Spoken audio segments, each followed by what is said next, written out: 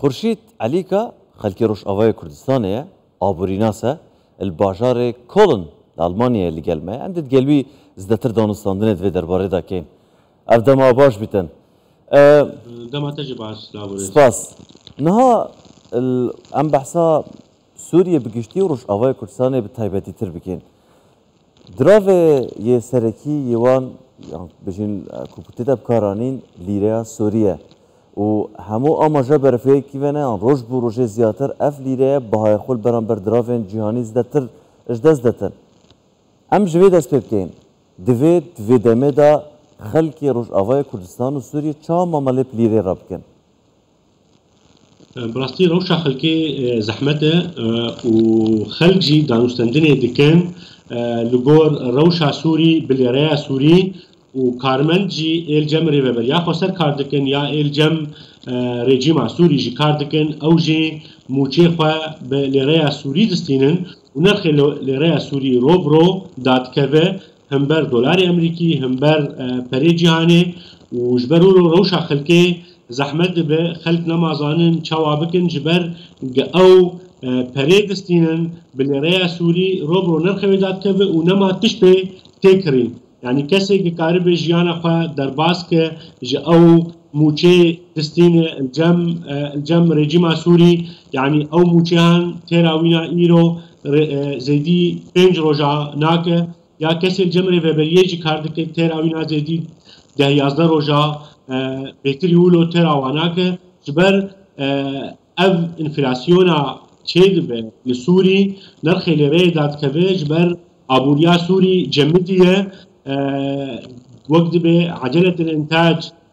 نامشه اوایت تنه چارەسەریک سیاسی تنه جبر ولو روشا خلقی روب زحمتی داره نرخ دلار امریکی بری 8 ماه 6000 لیره سوری بو دماها پنجاده یکی ماه پنجاده نرخ دلار امریکی چو 8000 لیره سوری ایرو نرخ دلار امریکی وقت بیجن پشتی 4 مهده نرخ دلار امریکی بویه 14000 لیره سوری براستی ولو روشا خلقی زحمت دبه او پرید که دست خلقی خلق قاربن روشا خوبه بردوام بکن روبرو او پریوات دست وات کم دبه و نما تیراوانا دکه جیانوانا زحمت دبه تشتی دخوازن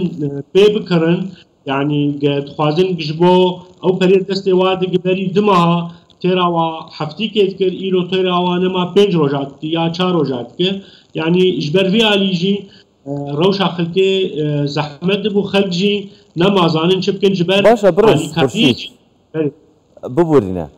نها خلقی روش آوای کردستانه نها لمو لجناب هوا تماشا دکن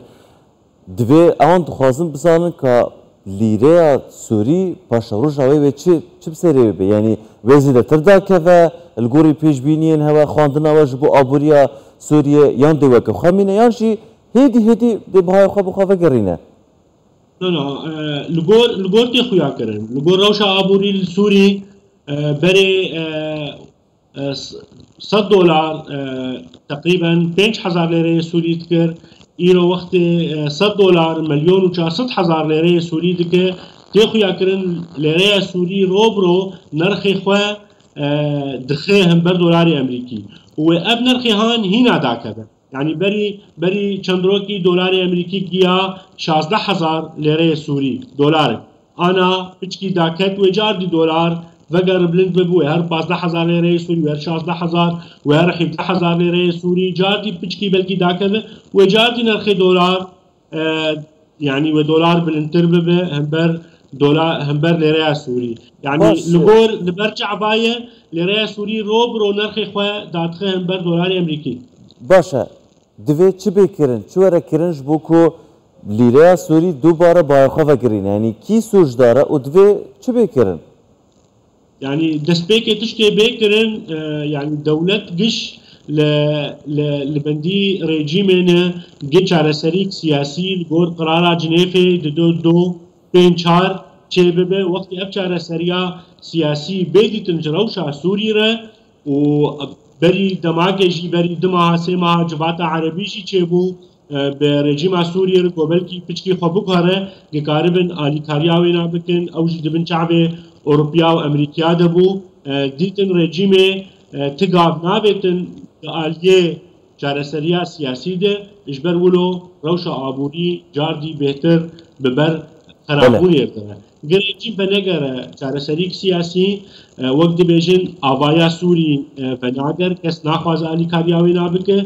لأنه قلق تعدل ملت هاتی دعف 13 سال چوده دوی رژیم بگره که قارب مافی ملت سوری بدوانا و سروی اساسی و خلق دانستندنی پیر بکن و بلکه وقت به آبوریا سوری هدی چهتر ببن برس خورشید علی کابریناز جی کولن سپاس کوب مرابون